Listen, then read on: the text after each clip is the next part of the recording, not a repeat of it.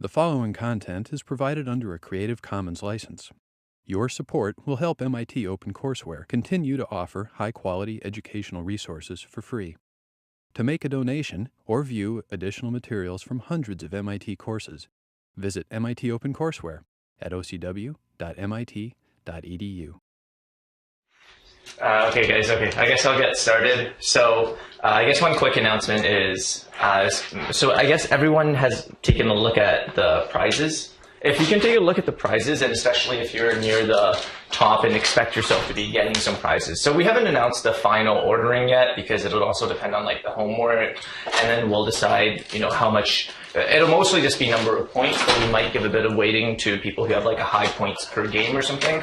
But if if you think you have a decent chance of getting prizes, it'd be good if you look them over. If you need to research who this like McDonald guy is, how much is his coaching worth, you can do that beforehand so that people don't take like forever deciding which prize you want on Friday. Okay, so I'm gonna get started then.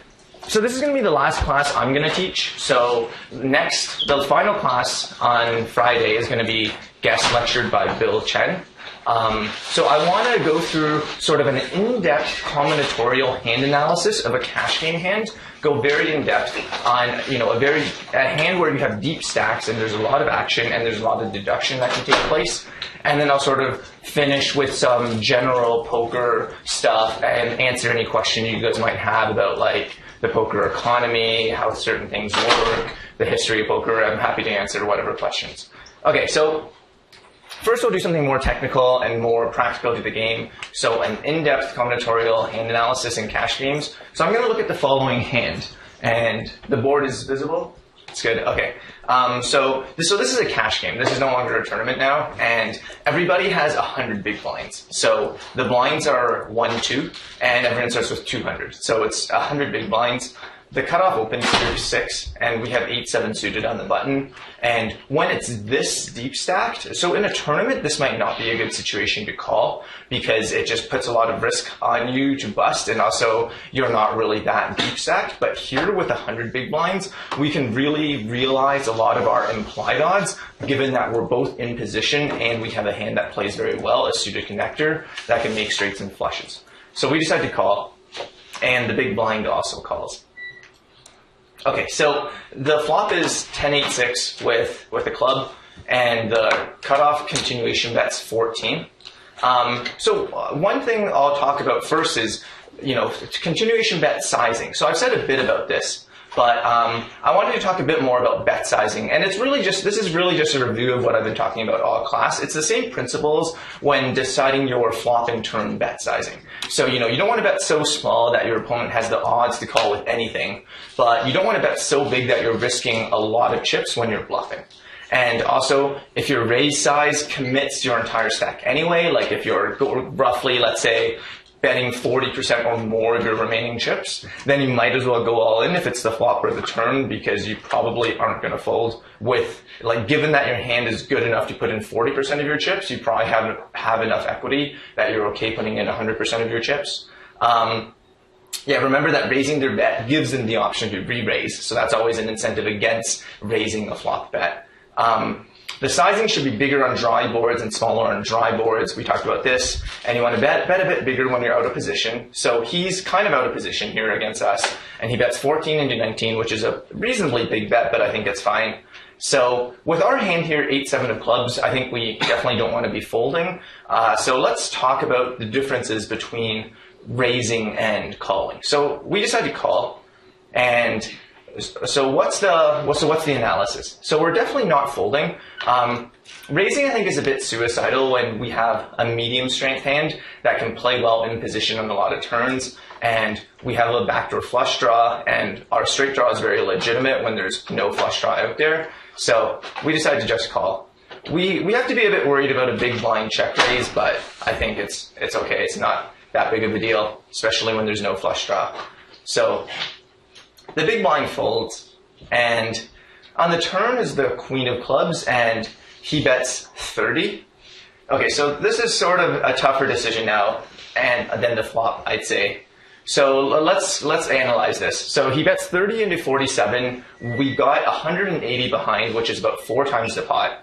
and we've got a pretty bad hand right now, but we still have a pair, and we have lots of chances to hit a straight or hit a flush or hit like 3 of a kind or hit 2 pairs. So tons of outs, tons of river cards that help us. And so what are the benefits of each? Okay, so I think it's fairly clear we're not going to fold here with this much equity. So what are the benefits of calling? Well, we get to see the river for sure, right? If the river is a club, then we don't want to like fold in situations and not see the river when it could be a club, which is the best card for us essentially. So we really want to see the river because if we raise, then maybe they could re-raise all in, and then we would have to fold. So that's one clear benefit. And another sort of benefit is we already have a pair to start with. So, we don't really need to bluff to win the hand, right? So this is something I've been talking about a lot too. You don't really need to, if your hand, you don't need to raise to win the hand because you already have a pair, then there's a lot more incentive to call. So what are some benefits of raising? Well, if you get him to fold something like pocket jacks, if we think he might have like pocket jacks, it can definitely get him to fold some better hands. And we can like bet the river and win a bigger pot when we hit, and we can also maybe make some bigger bluffs when we miss. So we'll go through a more detailed analysis in a bit, but I think I like calling in this situation. I think with a draw that has no showdown value, like say I had 9-5 of clubs instead of 8-7 of clubs, which has a pair, I think I would raise because for 2 reasons. One is I would need to bluff the river anyway if I miss the river. So if I raise now, I just give myself a chance to win the pot right now. And another benefit of raising is that I'm not that unhappy if he goes all in because my draw is sort of less strong than 8-7 of clubs is. Okay, and then maybe with a hand like ace jack of clubs, I would raise just because we can maybe get it in against weaker flush draws.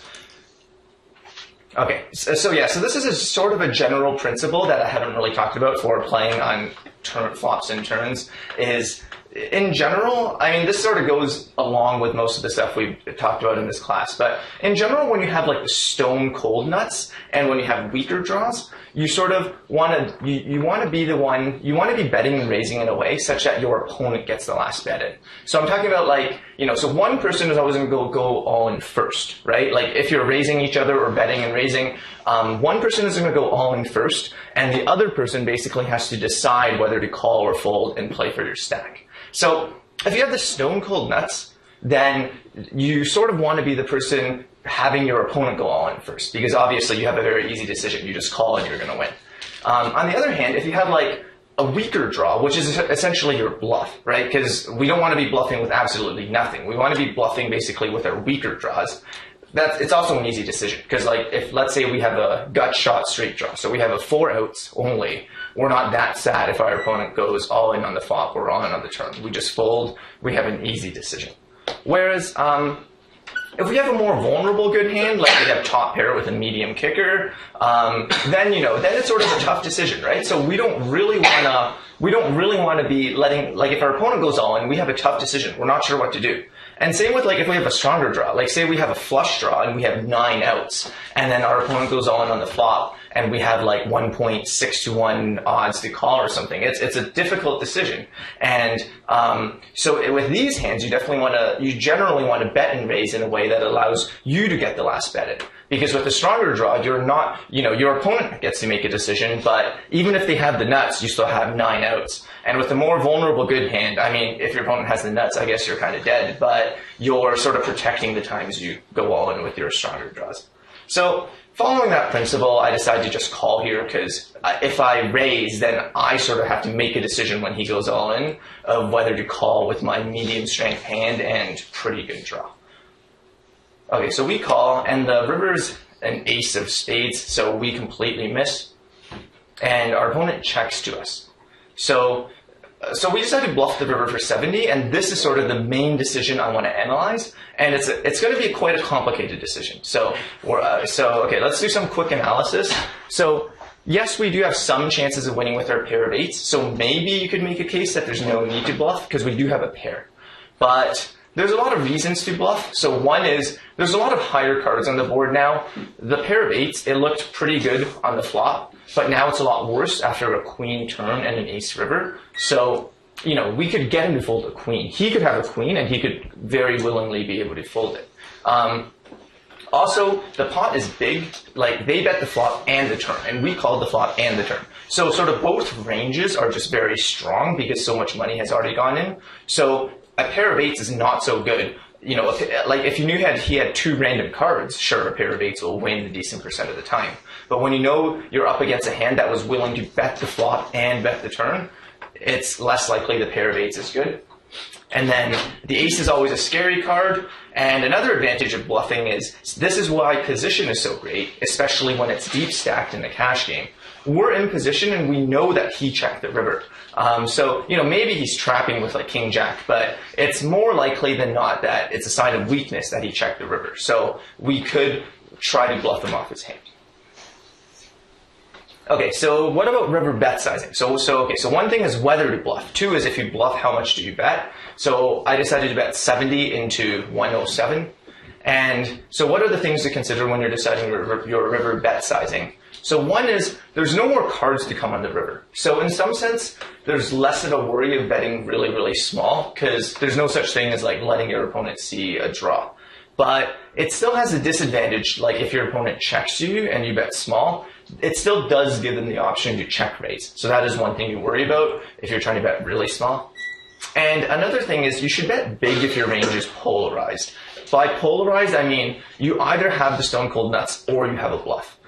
Because your opponent, if you bet small and your range is polarized, your opponent can just call with a very wide range of hands because their odds are too good. By betting big, you give your opponent worse odds to call, and since you have a stone cold bluff some percent of the time, you don't want your opponent to have the odds to call with like third pair.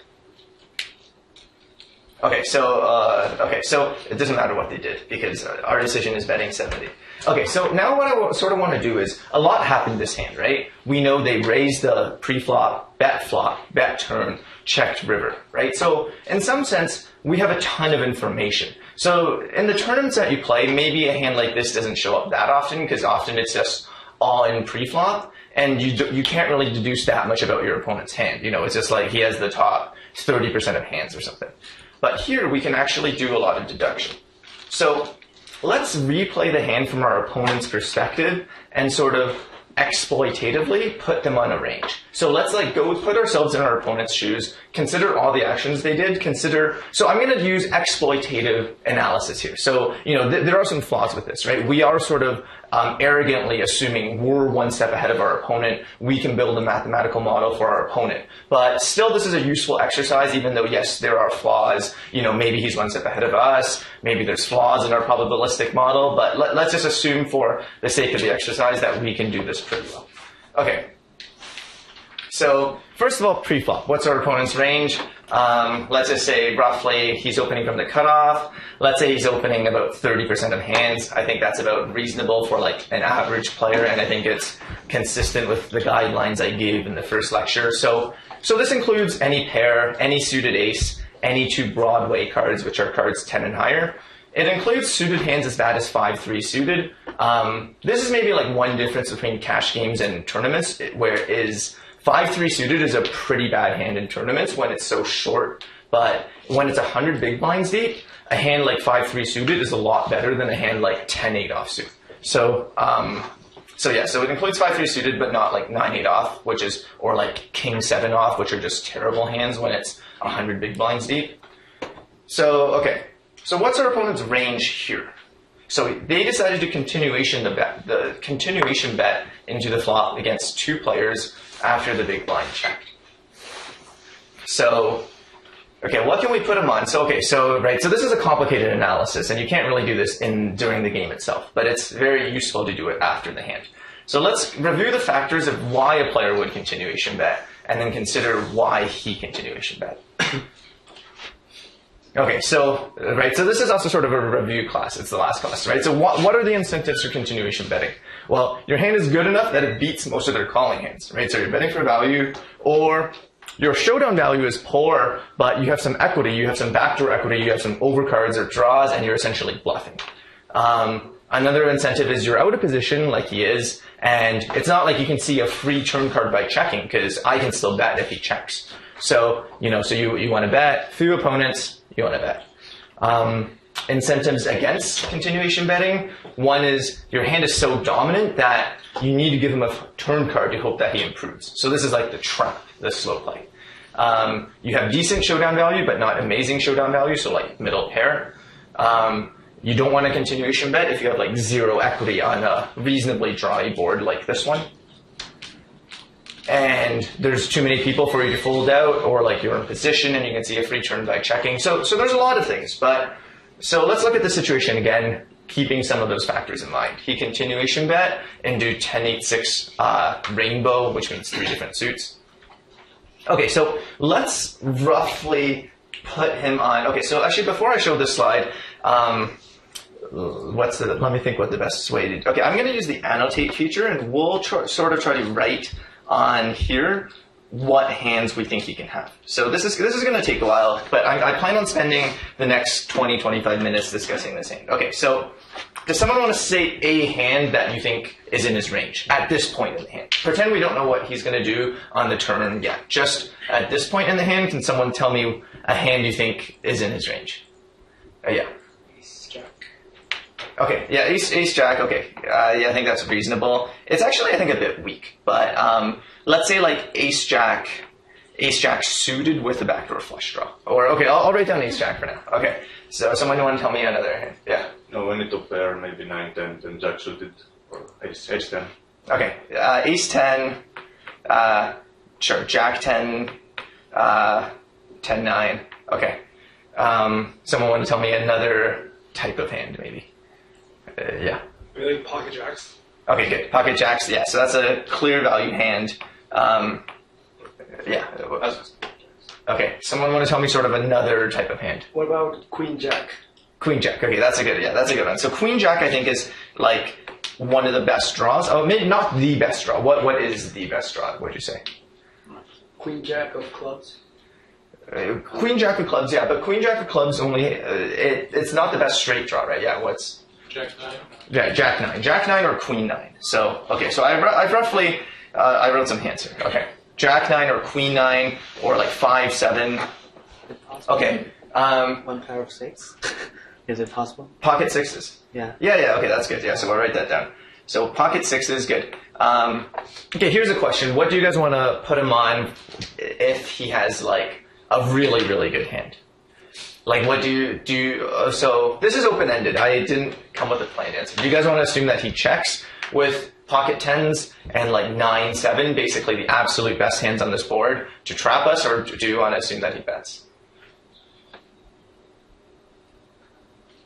Yeah. Yeah, I think if he has 9-7, he'd probably bet because someone might get a better straight if he doesn't bet. Okay, yeah, that's a reasonable assumption. I think it can go either way with 9-7 and like pocket 10s, depending on our opponent. Pocket 6s, I think, is a clear bet, whereas pocket 10s is not, because pocket 10s, you're taking away so many of the top pair hands from your opponents, whereas pocket 6s just get so much value when you bet. Okay, so roughly speaking, I sort of categorize all the hands he could have into 5 categories. So the top is hands that are so good that he checks to trap or check raise. The second category is like the hands that are good but not that good, he value bets. Then it's like medium strength hands that he checks to check call. Hands that, so this doesn't agree with exactly what we wrote, but that's okay. But this is just roughly. And then the next category is hands that he bluffs. And then the last category is hands that he just check folds because they have no equity, like pocket 3s, where he would just give up the hand. So we basically crossed off these 3 categories, right? Because with these 3 categories, he would check. Whereas the top one, he's checking to trap. The second one, he's checking to hope for a showdown. And the last one, he's checking to give up. And then the 2 types of hands he's betting are essentially value bets and like draws or bluffs. Okay, so now let's consider the situation on the turn. Okay, so once again, okay, so let's consider his incentives first for betting again on the turn. Sorry, this is a bit hard to read. Maybe I should do it on Notepad so that the annotate isn't annoying. Sorry, just give me a sec.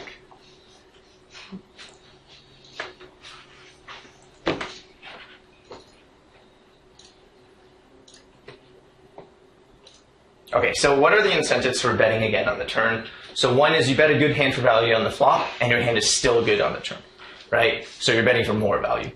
Two is you bluffed a speculative hand on the flop, and now you either hit the turn, like the queen helped you, so like if you had jack-9, or you improved your draw. Or like an overcard to the board came, which was the case, and maybe you thought bluffing the turn could be good. So, okay, so he bet the turn. So, okay, so let's maybe put the hands we think he could have into poker stove. So yeah, I think that's the easiest way to do it. Okay, so let's do this. Okay, so roughly speaking, can everyone see this? This is easy enough to see, right? Okay, so let's do this. This is good. So bear with me. Yeah, this is a meticulous exercise, but okay. So let's say pre-flop 30%. Okay, this is about reasonable. Actually, let me give him a few more pairs. I'll take away ace-6 off. Let's say he goes suited connectors down to 5-4 suited, suited 1 gappers down to 5-3 suited, suited 2 gappers. So suited 2 gappers means like suited cards that are 3 apart essentially, down to like 8-5 suited, something like this. Okay, something like this is probably not. Let's say he plays 10-6 suited. Okay, something like this. Maybe take away like some of the worse offsuit hands. Okay, so something like this. Okay, good. So on the flop, what happened? On the flop, we said, okay, so let's eliminate hands. What can we eliminate? Right. So this is his entire range of possibilities pre-flop. Okay, so on the flop, we're going to eliminate pocket 2s, 3s, 4s, 5s because he just gives up. Pocket 7s and 9s we're going to eliminate because we're going to assume he checks. 5-3 I think is bad enough. We can assume he gives up. Let me just display the flop so that. Let me just display the flop so that we can see. Okay, right. So so what else? So let's go through everything. I'll do this a bit fast, but so let's see. So let's say all the middle pairs he's going to check. So I'm going to remove most of the hands with an 8 in them. Yeah, so ace-8, king-8, queen-8, jack. Okay, so 10-8 he's going to bet. That just because you have an 8, pretty much. Yeah. So we will take that into account, but he could still have an 8, right? So we still, but yeah, you're right. It is less likely, and we will take it into account at the very end. So ace-5, let's assume a lot of these offsuit aces he gives up because even with overcards, but with no backdoor flush draw on a drawy board, I think is kind of scary to bet. Okay, so let's say something like this on the flop. 8-5, let's eliminate that. 8-7, I think he'll check. So 9-7, we're going to assume he bets. Let's assume he checks pocket 10s. Let's assume he also checks some of the weaker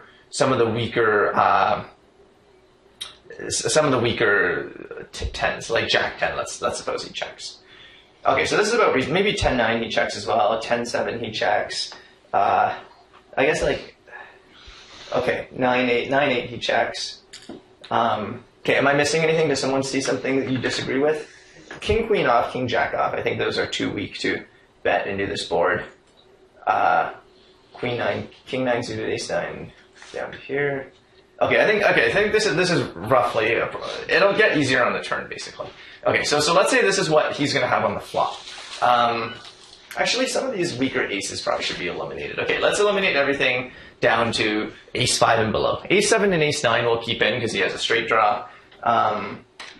Okay, let's do this. Okay, so on the turn, he bets again, right? So, okay, does someone want to suggest a hand that maybe we should eliminate because he bet the turn? Yeah. Any weak tens, I guess.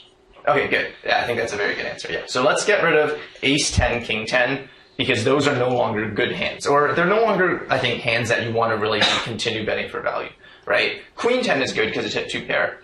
Okay, is there another hand that's sort of a similar category? So I guess pocket jacks is of a similar category, right? It's not as good as it once was. Okay, so what are some other hands maybe you don't want to bluff with, you don't want to bet with anymore?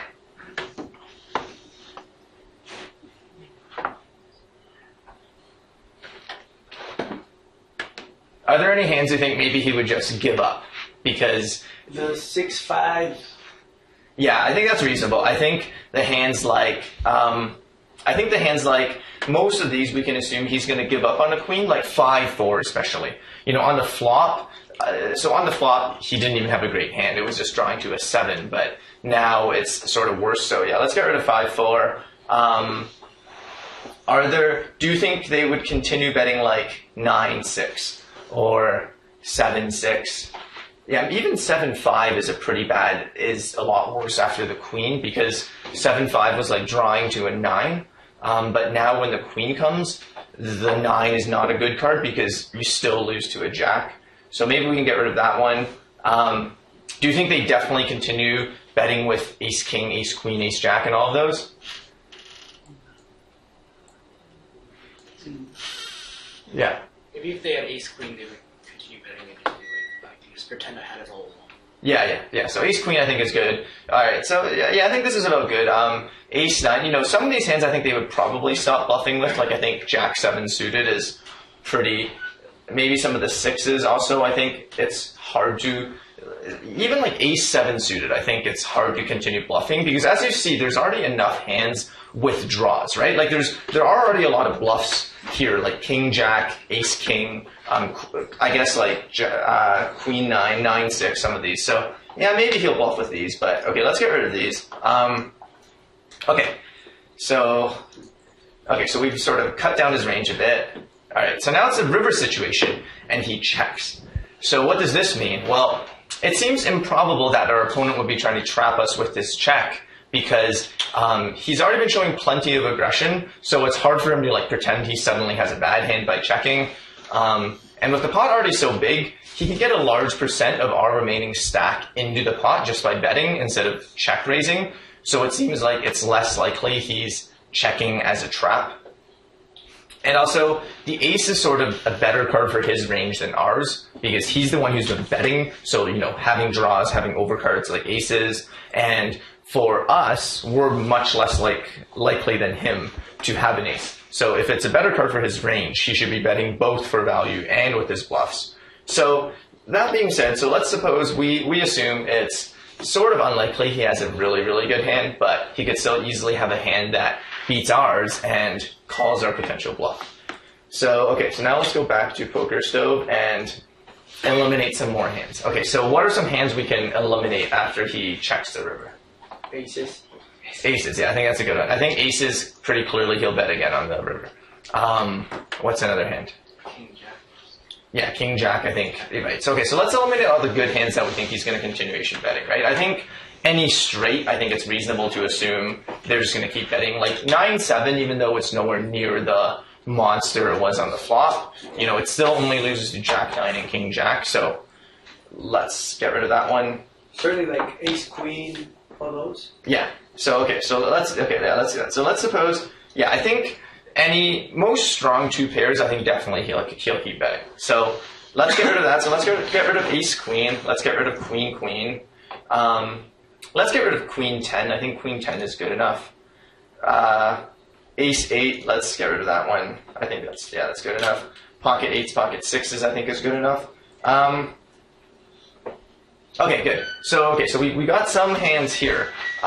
Basically all the good hands we removed, right? All the really good hands that he bets again. What do you guys think about 10-8? I guess it doesn't matter too much. Let's assume he checks 10-8 because by this river, 10-8 is no longer the powerhouse it was. Oh, I got to get rid of jack 9. Okay. What are some other hands you think we can eliminate? So there's actually another category of hands we could potentially eliminate here. Yeah. He would probably bet an ace on it. Well, an ace isn't that good of a hand. I don't think it's, I mean, right, so this is one problem with this analysis is, it is very subject to debate what we think about our opponent. But for the sake of this exercise, I'd say, I think in practice, I think it's not clear that you should value bet an ace here because there's just a lot of stuff that beats you, a lot of straights, a lot of 2 pairs. I think even if you have ace king, you shouldn't really be confident enough in your hand to bet. Like maybe ace king is marginal, but definitely not like ace 7. Yeah. Rather bluff bets is like weak hands, maybe 6-4. Great, yeah, exactly, yeah. So that's what I wanted to hear, yeah. So we can also eliminate some of his really weak hands, right? This is crucial. This is an easy thing to miss. We can probably assume he's not going to have king 7 because the ace is a reasonable card to bluff. You know, it's not great. It's not like the ace of clubs, which would be a better card for him to bluff. But if he's got nothing, like if he just completely missed, probably, I mean, let's assume, you know, these guys are pretty good players. He's probably going to bluff. So let's assume he can't have king. Let's assume he at least has a pair. He has some showdown value, because if he had 0 showdown value, he would bluff. So let's get rid of king 7. Let's get rid of king 9. 6-5, 6-4, you know, I think definitely he should be bluffing, but maybe some players will see a pair of 6s and say, oh, I have enough showdown value. And so let's get rid of one of them, but not the other. Maybe that's reasonable. So let's get rid of 2 of, so yeah, let's get rid of 6-4 and 7-6, but keep in 6-5 and 9-6. Okay, so we leave ourselves with these. Okay, so this seems about reasonable, I think. Maybe we can eliminate, yeah, let's eliminate like ace 7. I think ace 7 is maybe, I think we should have eliminated it on the turn. Maybe like ace 7 of clubs we can, oh no, ace 7 of clubs he can't have, but because we have the 7 of clubs. I think any other ace 7 other than the ace 7 of clubs is kind of bad to bet on the turn, because it's the 7 isn't really that good of a card to, isn't that good of a draw. So let's get rid of ace 7. Okay, so let's just suppose it's this. Okay, so, okay, that was a lot of work. Okay, so now, okay, so roughly speaking, we conclude his range on the river is something like this. So let's assume that he's going to call with top pair or better.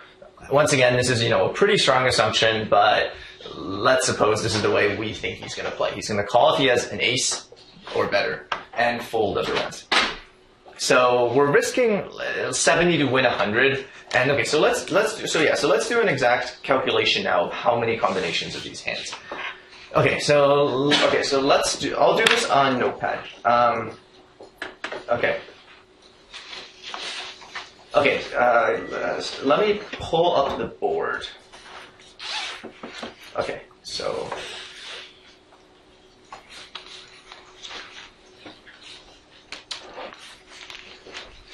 okay, hopefully people can see this. Okay, so now, okay, so when I said combinatorial hand analysis, I mean we're going to basically count the combinations. And like you pointed out, this is, oh crap, did I accidentally get rid of that? No, that's not good. Okay, let me quickly put it back. So, okay, we had kings left, ace king, ace jack, ace 9, king queen, queen jack, queen queen 9, what else? 10-8, 10-6, 8-6. We had some 6s, right? 7-6, 6-5. And is there something else I'm missing? Does anyone remember? Is there something I'm forgetting to check off? Oh, not queen 9 off, I guess. I think this is about right. Maybe I'm missing like 1 or 2 things.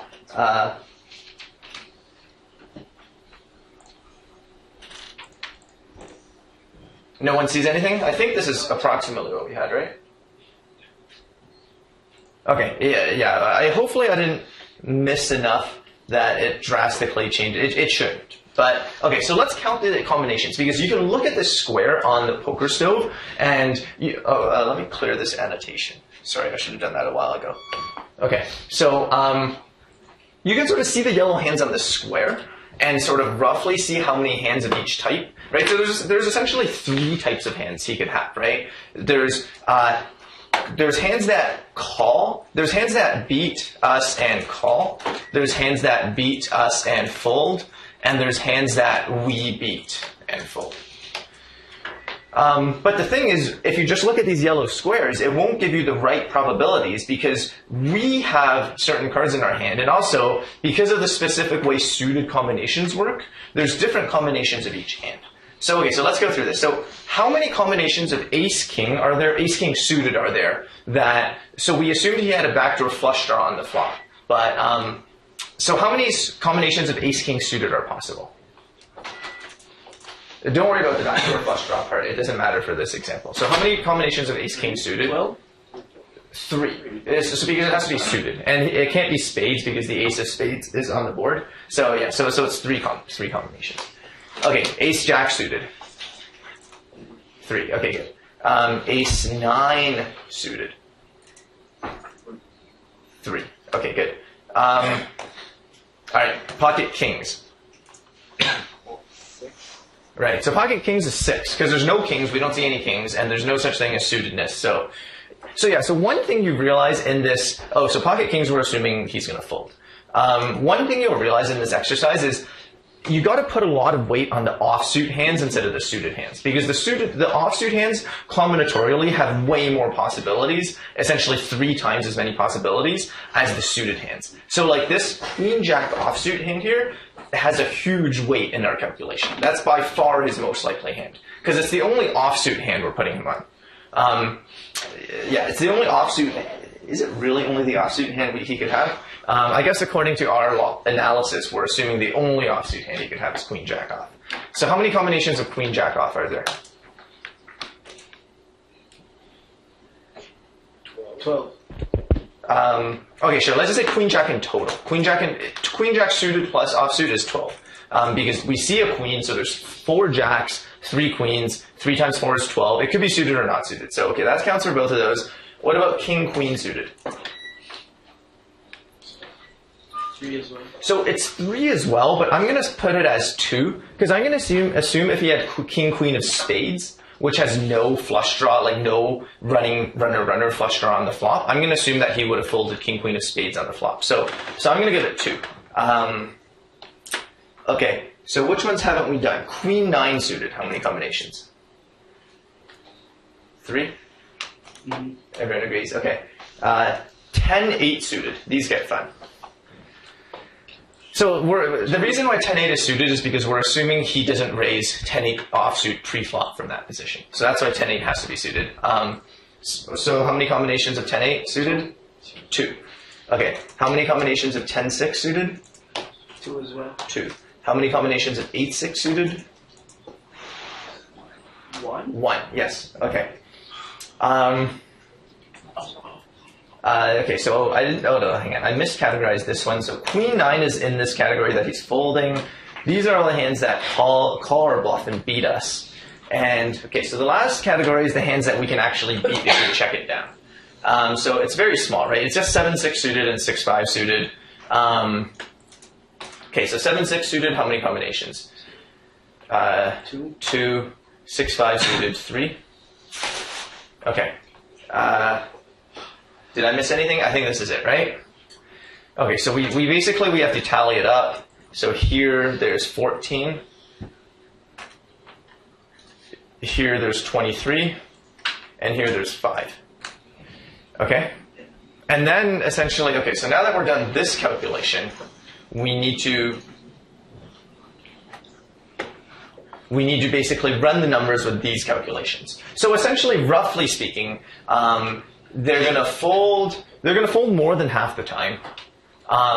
So they're going to fold more than half the time, and so the numbers, I think this will actually come out close, because with the way we did this specific calculation, I think we gave them a lot of combinations of hands that we can actually check and beat.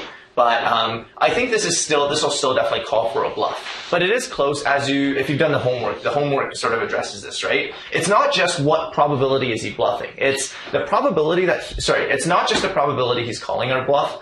It's the probability he's calling our bluff versus the probability we win the hand by checking. And the probability we win the hand by checking is roughly 5 out of 42.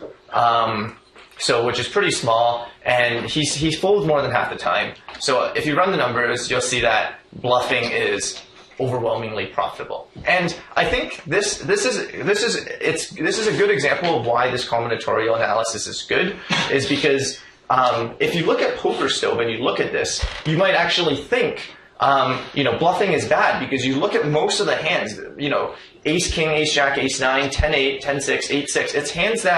It's hands that call us and beat us. But when you do this combinatorial analysis, you'll realize there's way more combinations of queen jack than there are 8-6. So looking at this itself isn't quite enough, because this doesn't weight the probabilities of each one correctly. So so this is a good exercise to do, I think.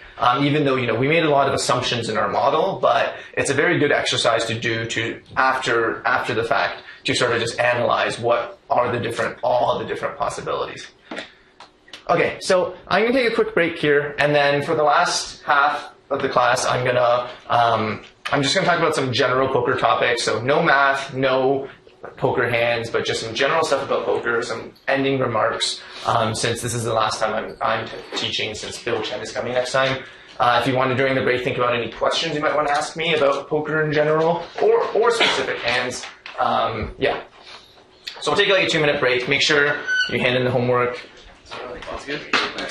All right, so I'm going to wrap up with some general thoughts about poker and poker in general. So one question that I get asked a lot is it's called the moneymaker effect. So what happened, and this is sort of a big catalyst for poker becoming really popular, was I think in 2003, Chris Moneymaker, and that's actually his name. Moneymaker is his last name.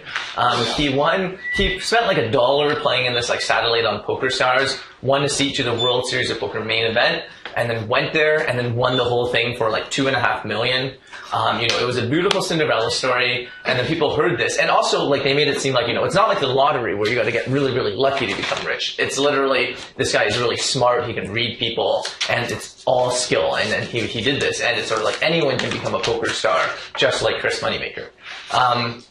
And this was a huge driving force in the popularity of poker. So a question that I've wondered myself is, how could there actually be so much money? Because someone has to be losing this money for you to be winning this money, right? So where's the money coming from? How can anyone smart and motivated succeed in poker, etc. So what's unique about poker? Why is it that, why can't you make this much money playing like chess or something? Why can't you make this much money playing hockey? So what's unique about poker? So I guess 4 unique aspects that allowed for there to be so much money. So I'm going to talk about them individually. One is I think everyone is overconfident, myself included. 2 is gambling, self-control, aspects of that. 3 is it's a very fast evolving game. And 4 is what I sort of started the class, the very first class. I talked about credit card roulette not being results oriented, and I think that's very hard. So I'll go through each one of them separately. So yeah, one is this huge overconfidence thing, which is very prevalent. So it's normal in general for people to be overconfident. I don't know how many of you have seen like the experiment where it's like, write down your 95% confidence intervals for all these things, right? So if they're actually 95% confidence intervals and you're correctly calibrated, then actually 19 out of 20 of your intervals should contain the real thing. But like you do this for a normal person, it'll be like 30% of their things actually lie in the interval. So they're just drastically overconfident. And so yeah, it's normal to be overconfident, but especially in poker, I think poker is among the things I know where it's easiest to overestimate your own abilities. Does someone want to suggest any others?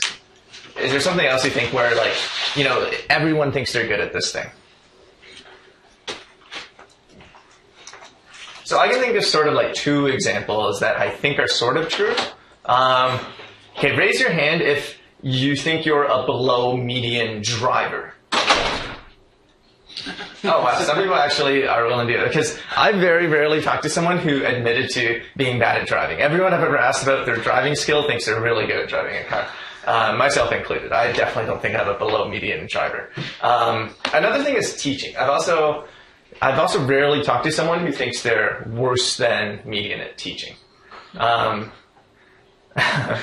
guess maybe Professor No, you can speak about this, but yeah. So it's rare. I think, because most things, someone will admit to being bad at this. But poker, it's similar to like, I don't know, these 2 examples I thought of, driving, teaching, sort of, where it's just very easy to think you're really good at it, and it's hard to admit to yourself that you're not good at it. So one saying in poker is, if you can't spot the fish at the table, the fish is like the losing player that everyone is trying to win money from, then like you are the fish. This is sort of a popular saying. So So why is overconfidence so common in poker? So it's this aspect that it's like a mental battle. You're like mentally battling against your opponent. Is he bluffing? Is he not? And it's just easy to always assume, which I do in throughout a lot of this class, right? I talked about exploitative play. I'm building a model for our opponent and assuming that they behave as a probabilistic machine according to my model. I'm assuming that I'm ahead of my opponent. I'm assuming I'm better. There's also a lot of selective memory. I think it's easy to remember your bad beats, the time they hit a king on the river and beat your aces. And it's easy to forget the times, you got really lucky on the river and beat them. So selective memory, I think, is a big aspect. I think lack of clear benchmarks is a big aspect as well. So, it's not like running 100 meters, right? No one who takes 30 seconds to run 100 meters is going to think, oh, I can compete in the Olympics, right? Because it's very clear. There's a very clear benchmark how fast you need to be. But in poker, even if you don't win tournaments, it's easy to blame it on luck, and there's like different types of tournaments, and it's easy to like bend the benchmarks in a way to convince yourself that you're better than you are. It's easy to hit a lucky streak and consider it all skill, and you can blame all your losing streaks on luck. So those are some reasons I think poker is just a very well-designed game for this purpose, into basically deceiving people into overestimating their own ability. And another aspect of it is, this is what's really tough about poker, I think, is even though it's so easy to be overconfident and it's such a flaw to be overconfident, it's also in some sense necessary. If you're not confident, how can you take risks, right? Like poker, you're gambling, and you have to do risky things. And if you're not confident, how can you do risky things, right? And also, if you're trying to mentally read your opponent, if you're constantly reminding yourself that you're dumber than you think you are, then how can you actually think that you can outread your opponent, right? And I talk about this results oriented. You need to be confident to trust that you made a good decision, even though your result was you lost $10,000 on the day, right? So confidence is also necessary, but it's also so easy to be overconfident. So this balance of being exactly the right confidence is something that I think, even like professional poker players strive to try to strike the balance between every day, and I think it's very tough, and it's something I struggle with a lot too, to try to figure out when I'm being overconfident, when I'm being underconfident. So I think one good mentality, so back to this driving thing, is I think it's a good mentality, if you play poker and you enjoy it, I think it's a great game, it's a beautiful mathematical game, and like a fun game to play with friends.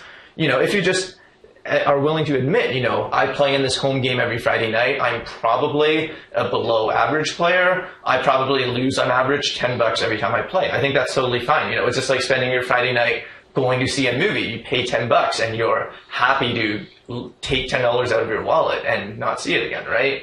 You could, I think it would be a healthy mentality for more people to be willing to do this and just admit to themselves, yeah, I enjoy playing poker and I lose a bit of money, but I have fun doing it. And it's the same as seeing a movie. But in reality, I think this isn't the case. If even at these friendly Friday night games for low stakes, probably if you ask all the people there, do you think you're beating your friends? Everyone's going to say yes.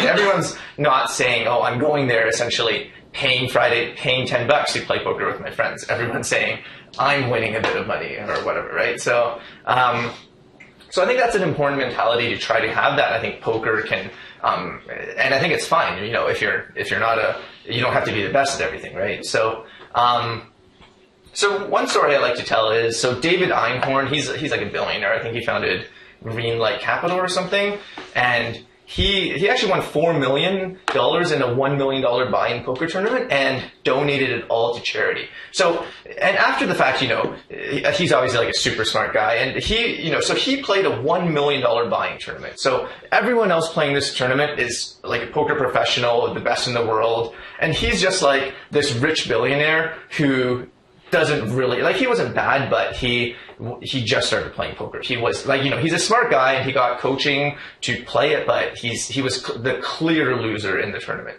And he just admitted it. He just said, I'm a billionaire. I'm happy to spend $1 million playing this tournament. I understand I'm probably expecting to lose $200,000 or whatever playing this tournament with all these guys, but I'm fine with it. I got $1 million. Who cares, right?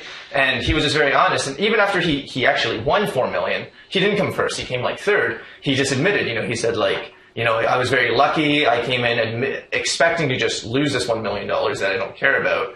And then he just donated all his winnings to charity anyway. But I think I wish more people were like him. I think that's a very good mentality to have, to just admit that you're playing poker for fun, and that's totally fine.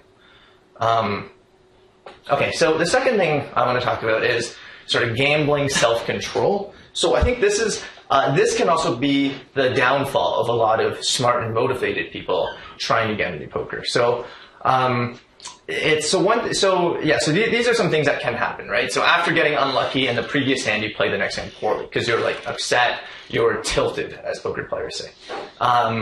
Or playing when you're tired just to get unstuck. I've definitely done this many times before in my poker career. If I've lost money, especially when I feel like I've gotten unlucky playing against someone who I'm better than, and just I've lost money because I got unlucky, I won't stop playing until I get unstuck, which is win back the money I lost, until I'm in the black, essentially.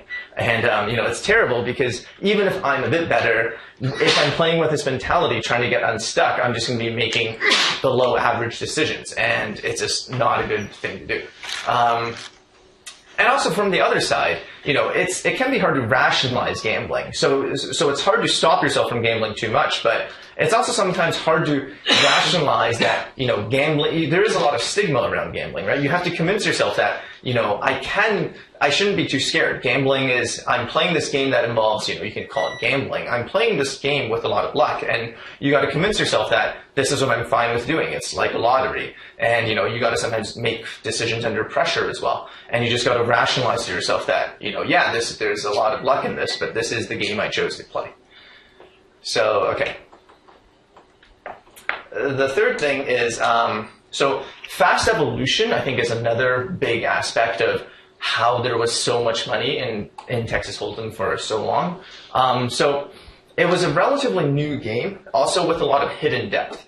So something like this could never happen in chess, where chess has been studied for hundreds, thousands of years, and it's not like a new game. And, even though the best player today is still better than the best player 20 years ago, it's not like the game is evolving super fast. And whereas Hold'em was a new game, relatively new game at the time. And just, there was so much hidden depth, and the best players just kept improving so fast that, so I like to say, the best player in the year 2000 would be a terrible player by 2004. And the best player in 2004 would be a bad player by 2008, etc. So it's just, even if you're on top of the game right now, if you stop studying, you're going to be nowhere near the top of the game in a year. So it was just so fast. Can anyone else think of other examples of things that were kind of like this? CrossFit was, when it began, the winner of the 2009 10 games wouldn't even compete. Oh, wow. Okay, I didn't know that. That's cool. That's cool. Yeah, I didn't know CrossFit was that crazy. Yeah, that's very crazy. There's one other thing I can sort of think of. How many of you guys have done math contests as a kid? I think those, to my knowledge, have gotten a lot harder. Just in terms of how good you need to be say, be on the United States national team is way harder now than it was, say, 30 years ago, from what I've heard. But yeah, so this aspect of Texas Hold'em, so this was also a huge driving factor because, it would be easy to tell yourself, I was the best player in the world 4 years ago. I can obviously sit down at this $1, $2 game and make money, right? And the answer would often be no. So this was another reason why there was a lot of money in it, because it's easy to just remember that you were the best a year ago and just forget that the tides are rising so fast. So that being said, so I wanted to also take this opportunity to suggest some further readings for, I know I've been asked this, yeah. So why is that, based on your understanding, right? I think because of your strategies, you have to improve your strategy. Yeah, I also think there was a lot of hidden depth. So, I think with any new thing, this will be the case. But I think in poker, there were many times where sort of the consensus amongst the top players was that they were close to solving the game. And then a year later, they would realize they missed completely viable strategies that completely messed up all their calculations, and they had to start over. So I think that was a big, like it's easy to think that you've like solved the game and then suddenly realize, oh, I'm nowhere near solving the game because I forgot about like all of these different strategies. Yeah. I think that's it, but this might be sort of true with a lot of, I'm trying to think. I mean, the biggest thing is this, it's a new thing, right? Like it's hard for this to happen in like, I think in most sports that people have done for a long time, people get gradually better, right? Like you look at like the 100-meter sprint. It's like, yeah, the world record is getting broken, but it's not like it's going to go from 10 seconds to like 5 seconds, right? It'll go from 10 seconds to 9.99 seconds to, or something like that, right? So I think just the fact that it's new is a big aspect. But yeah, like Texas Hold'em, it would be equivalent, to the world record in the 100 meters being 10 seconds, then like 5 seconds a year later, then like 2 seconds, like 2 years later. It was just insane. Okay, so that being said, so some people have asked me, if I want to continue learning about poker, reading poker, what should I do? So that being said, I think the best resources by far are online. A lot of people have asked me about books, and I will recommend some books, but I think books basically go out of date way too fast. So I think in general, the best resources are online. So cardrunners.com is a website where basically poker pros can make videos of themselves while playing and talking. You do have to pay to get a subscription. So this is a bit of a biased advice, just a warning, because I'm a pro at Cardrunners, but I mean amongst like 50, 60 other pros. They also donated some free memberships to students in the class if you guys looked at the prizes. So you can get some free memberships to Cardrunners. A good free resource is 2+2 forums. I think there's a lot of garbage on those forums nowadays, but still, like most of the best poker players in the world still do use those forums and post on those forums. So 2+2.com, there is a lot of, just like garbage and banter, but if you are just trying to improve, there is good content on there. You just have to find it. And recently, so this is a new thing, but on Twitch streams, so Twitch is like a website you can go on to watch essentially poker pros play in real time. They share their screens and talk through their hands. It's a pretty good free resource. It's sometimes more entertaining than educational, but I think it's quite good. And they would do like a 10-minute delay so that you can't like watch them and know what cards they have, in case anyone was considering trying to do that to get an advantage. So these are some online resources, and I will suggest some books, although I do think, most of these books I think are reasonably outdated, but I do think they're very, in my opinion, out of the books I've read, these are the best written books. And even if they're a bit outdated, I think like the theory and the way they're written is very good and also somewhat entertaining and sort of gives you an idea on the history of poker and the evolution of the game. So my favorite book is the first one. It's called Small Stakes Hold'em. It's by Ed Miller, who's a MIT graduate, David Skolansky and Mason Melmoth. So this is actually Limit Hold'em, which is in some sense a solved game nowadays, and no one plays Limit Hold'em anymore. So Limit Hold'em is where you can't bet any amount. You have to bet a very specific size. But I think this is one of the classic books. So this is one of the classic books in poker. It's very well written by mathematicians, and it just goes through the basic concepts in poker, I think, very, very well, even though it's for Limit Hold'em. And it's a good read. It might even be a collector's item nowadays. One story I like to tell about this book is, so my good friend Mike McDonald, he was, he's the guy who got me into poker, and he would often tell people, he's probably read this book, he says maybe 20 times. And then he's also a guy who doesn't really like reading. So I think there was a point in his life where he's read less than 20 different books in his life, but read this specific book more than 20 times. So it's a very good book. Harrington on Hold'em is on tournaments. It's outdated. It's really, really badly outdated, but I still think it's very well written and has some good concepts. That's how I first started learning to play tournaments. It's Harrington on Hold'em 1 and 2. Kill Phil, Kill Everyone, I think is pretty good and pretty up to date. It's decent, I think.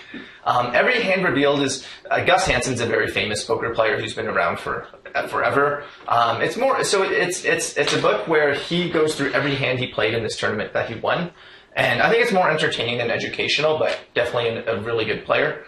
Mathematics of Poker by Bill Chen. It's not that practical. Don't tell Bill this when he comes Friday. But it's theoretically very interesting if you like math, if you like game theory. It's theoretically very interesting. Building a bankroll is a recent book that this year he didn't have any leftovers to donate to our class, but in the past he's supported our class and donated a lot of the book, a lot of copies of the book, and I think it's pretty up to date, and it's for cash games, but I think it's very good. Okay, so the last thing is sort of back to the 4 things about poker that I think makes it unique, right? So the fourth one is this idea of not being results oriented. So we talked about this a lot in the first class already, this decision mentality, and where you need to care about the decision you made, not the result you got. And I think this actually is a barrier to a lot of smart and motivated people getting into poker, because it's almost antithetical, right? It's your, if you're a smart and motivated person, you're used to you study hard and then you get a good result on your test, right? No one will ever tell, if you get a failing grade in your test, you're never going to be able to go up to your parents and be like, oh, I made good decisions, but I just got really unlucky and failed the test, right? No one's going to believe you. So it's very, so with poker, this can happen all the time, right? So it is a bit antithetical to sort of being motivated. One thing poker players like to laugh at is, I don't know if you like to put the word results oriented on your resume.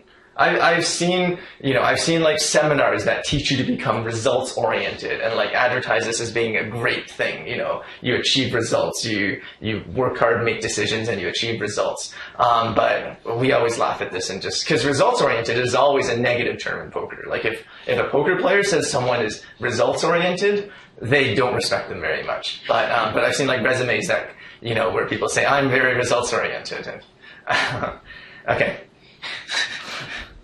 So another thing, a related thing is it's easy to underestimate the variance in poker, and this is a big aspect too that goes along with being results oriented. So there's this statistical experiment involving making up sequences of coin flips. I've heard of this where a professor would ask students to make up a sequence of 200 coin flips. He would get half the class to do this, and then he would get the other half to actually flip 200 coins and write down heads, tails, heads, heads, heads, tails. And he could tell with 100% certainty which ones are made up and which ones were real. And the way he did this is basically looking at what's the longest sequence of heads in a row or tails in a row. And basically, in reality, if you flip 200 coins, I forget the exact numbers, but I think it's something you're 99% to get at least 6 or 7 of the same thing in a row. Whereas in all of the made up ones, that people would be like, oh, if it was heads 7 times in a row, that can't be random, right? So we can't put 7 heads in a row. So I think it's known that it's easy to underestimate how long you can get unlucky for. It's easy to think, I've been unlucky the last 3 times. That means I must deserve to get lucky now, right? But this is not true mathematically. And it's just very easy to underestimate variance and underestimate how likely it is that, you're just actually going to lose 10 coin flips in a row in poker. It's going to happen to you, and you're going to get tilted, and it's very important to control tilt. And yeah, pretty much every poker player thinks they're unluckier than mathematically possible. I've definitely felt like this in many parts of my career. I still feel like this sometimes now. It's very easy to get this feeling where you just, how can it be possible? How could I actually lose 20 coin flips in a row? Well, it can happen. And one of my poker players I was talking to, John Tannen, he plays a lot of online poker, and this is actually a picture of his desk. He basically was so angry, I think he smashed his mouse and made a big hole in his desk. So, it can really frustrate you. And yeah, so in poker, and I hate to say this, but I think even if you're working very hard, you do need some lucky big scores along the way, especially at the start to get into it, even if you're very smart and working in the right way. And this is also antithetical to smart and motivated people, right? Because we want to believe that if you work hard and you're smart, then you'll make it for sure. But I won't say this is true in poker. I think I'm willing to admit, I think I was very lucky at the start. I had some big scores at the start that really drove my interest in the game and really propelled me into professional poker. And I think, there probably in a parallel universe could be another copy of me that did the exact same things and just didn't get as lucky as I did at the start and just never got into poker. This fact that, you do still need to get lucky, even if you make all the right decisions, you make it is sort of a tough thing to, swallow. But, this is sort of a different story, but I'd like to argue that that's sort of true in life too. The fact that being smart and working hard doesn't guarantee success by any means. So although that's a negative thing for poker, I'd like to end with sort of what I call the joy of making good decisions. So, even though, not everyone makes it in poker, but poker players, we like to talk about sort of, you're not really there. You shouldn't be trying to think about making money or whatever. You're sort of just there to enjoy the game and have an honest opinion on your ability and calibrate your confidence. I've told the Bill Gates, Bill Brunson story, but yeah, basically, Bill Gates, I think, was a pretty good poker player for quite a while. And he would make money, and clearly it was not his best way to make money. He could probably just go to his company and make like $500 a second or something like that.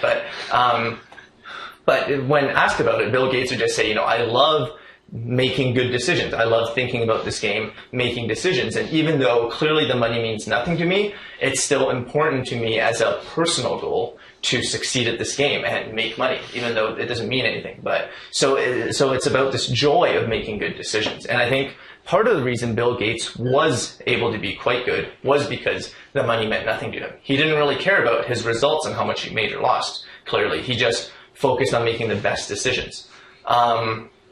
It is true that there's a decent amount of luck in poker, but so I would argue, life is luck, and, you only live once, there's all these sayings, but overall, the thing to keep in mind is, like Jennifer Shahade talked about this with the Goldilocks video. You want to think of your life and your poker career or whatever as one long session where you're just trying to make the best decisions, and even if you don't get the best results today, hope that you get the better results throughout the course of your life.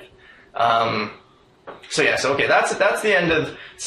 end of what I wanted to say about the general poker and what I hope you take away from this class from a non-mathematical, non-poker point of view.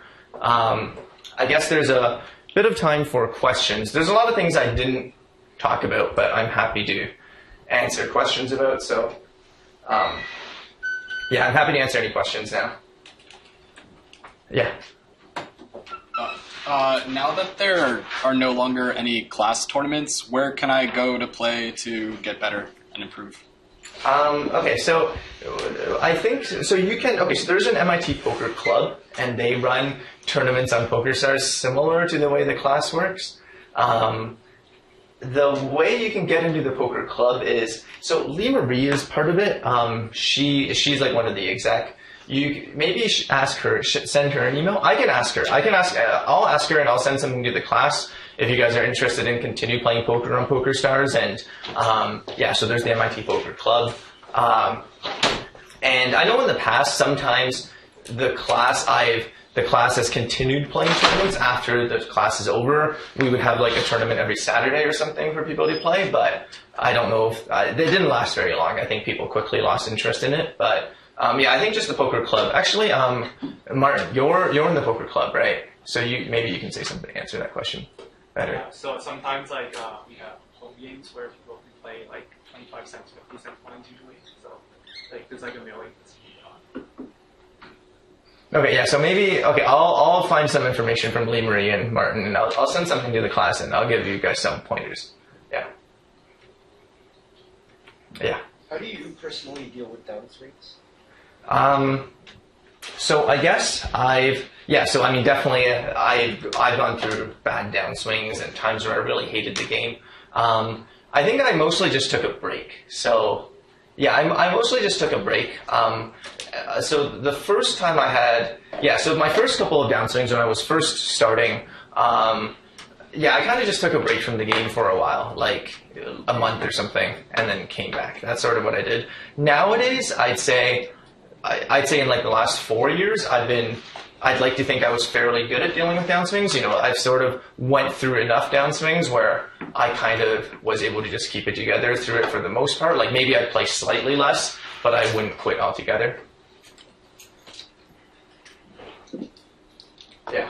So, for like small cash games online, what kind of edge do you think you have? For And small, like, and then like, what kind of edge? What would be like your like borderline edge where like it suddenly wouldn't become worth it anymore? okay, so how much edge I think I have? So in online cash games, I think the thing is I don't really specialize in cash games, so I never really play them. So I'd say it's probably very little. I mean, I'm sure I can find like a low enough stakes where I'll have a significant edge. Or even in tournaments then online. So in small stakes tournaments. Yeah. So in tournaments, I mean,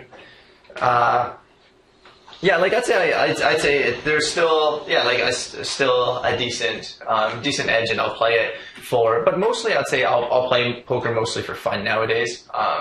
I rarely force myself to do it for making money, I'd say. Most of the time I'm playing, I'm still trying to make good decisions because I enjoy doing that, but I'm not really doing it for the hourly rate or whatever, yeah. Yeah. So what about maybe the best cash game player in the world? How much would they make in 25, 50 cents online, for example? Oh, 25, 50 cents online? So I don't have a great sense of this, but let me think. I think... Okay, so the thing is, the players who are sort of considered the top players in the world, who play like very high stakes, like nosebleed stakes with like $100, $200 big blinds or something, it's sort of the variance is so high that it's not really accepted who's the best, because if it was accepted, someone had a win rate over someone else, then the guy who was worse just wouldn't be playing. So the only reason those games run is because they all think they have a win rate. So it's hard for me to state a number because I'm not going to know better than them what their true win rates are against each other, and they're all going to tell me something different because they all think they're beating the other guys. As far as how much like a really top player can win at like a low stakes game, it's still going to be very significant. Like I think making something like maybe like 5 or 6 big blinds per 100. So that would be 5 or 6 big blinds per 100. I think is maybe doable at a reasonably low stakes if you're like one of the very best. So by that I mean every 100 hands you make, it's quite a lot. It's quite generous, but let's say every 100 hands you make 5 big blinds. So let's say you play 25 cent, 50 cent. So 25 cent, 50 cent, 5 big blinds is 250. You make that every 100 hands. If you play like 6 tables, you can get in about 100 hands per hour, 120 hands per hour. So that's 600 hands per hour. So 600 hands per hour. So it's 6 times 250. So it's like $15. But I mean, so it's not a lot. But I mean, those guys can play stakes way higher than 25 cent, 50 cent, and still have a slightly smaller edge. But right. So if you imagine they play $2, $2.50, $5, then suddenly you multiply the amount they make by 10. I mean, you would decrease it a bit because they probably wouldn't make 5 big blinds per hour, 5 big blinds per 100, but yeah, it would be higher. Yeah, but I think those numbers are ballpark correct. Yeah. What's like a good strategy for playing at a casino, like exploiting people? What's a good strategy for playing at a casino and exploiting people? I think, so I think one general thing that's good to do is you go there, you sleep at night, and you go there at like 7 a.m. and play against people who have been tilted and angry from playing all night, and you just woke up at 7 a.m. in the morning, and you're just in such a good mood, and they're all in a bad mood, and you can win a lot of money. And in terms of like a specific strategy, I think it depends a lot on the player. I think in general, playing tight is pretty good. At least I'd say I consider myself in general a tight player, and I think a decent amount of money can be made at casinos against recreational players just by them getting bored. Like at a 9-handed table, you're only paying the blinds 1.5 blinds every 9 hands. You can easily get away with only playing like pocket nines plus ace queen plus. I mean, that's extreme, but like, if they'll probably still call you because they're bored. Like, they're not going to think like, this guy's, I'm going to just fold, right? So like one disadvantage of that strategy is they're just always going to fold to you. But in practice, I don't think that's like what happens. So I think in general, playing tight is will always be a pretty good strategy at casinos against recreational players. Yeah. Do you have any advice for like avoiding this pitfall of just thinking you're good and you're not actually? Not really, because I think it's happened to me a lot of times. But yeah, I think. Yeah, I mean, it really is hard to judge. Like, really, the thing is, especially in tournaments, in cash games, it's slightly easier to judge because you can just look at your data points and it'll like converge faster. In tournaments, the variance is so high you can't really use your tournament results. I think the most important thing for me personally was just talking to players and having very honest friends who would tell me if they thought I was worse than someone else and tell me not to play them. And I think that's probably the thing that benefited me the most, just being able to talk to players better than me or like this at a similar level to me, and just getting their opinion from them talking to me on, if they think I'm not good enough, I want them to tell me. And I think that's sort of the one of the most important things, is just getting good feedback from your friends and honest feedback. Yeah. Since we can't really play online here, and we can't go to the casino either, like every weekend. So we can play for money. What's some good motivation to keep studying the game? Is this like poker mentality and the skills we learn relevant in our everyday life or in our jobs? Okay, good. So I'll address a few things. Yeah. So one thing that I didn't really formally announce, but yeah. So one thing you pointed out is playing online poker for money is illegal in Massachusetts. It's illegal not from, like, the police can't come arrest you, but the website will take all your money if they find out you're playing for Massachusetts. But I don't believe it's written in Massachusetts law or something. I don't believe to my knowledge, the police can't arrest you. But yeah, so the question was, if we can't play online, what can we do? So I think it is legal in New Jersey and Nevada, so you can move to New Jersey. So in terms of, so if you don't want to go to the casino every weekend, so what else can you do? So what's the motivation to keep playing? So I think I've tried in this class to sort of give examples where I think poker is very useful, just in terms of like how poker is related to non-poker stuff, like calibrating your confidence, figuring out what your biases are and stuff like that. So, and I also think, it's a fun game. It's a very fun game. It's mathematically interesting. But yeah, I mean, if you don't enjoy playing the game much, and since you can't really make money playing it in Massachusetts, yeah, then if both of those are true, then there's not that much reason to play it. If you don't enjoy it, I think that's just the biggest thing. If you enjoy it and you enjoy the decision making, I think it's very fun, and it's also very good for you. Yeah. Thank you.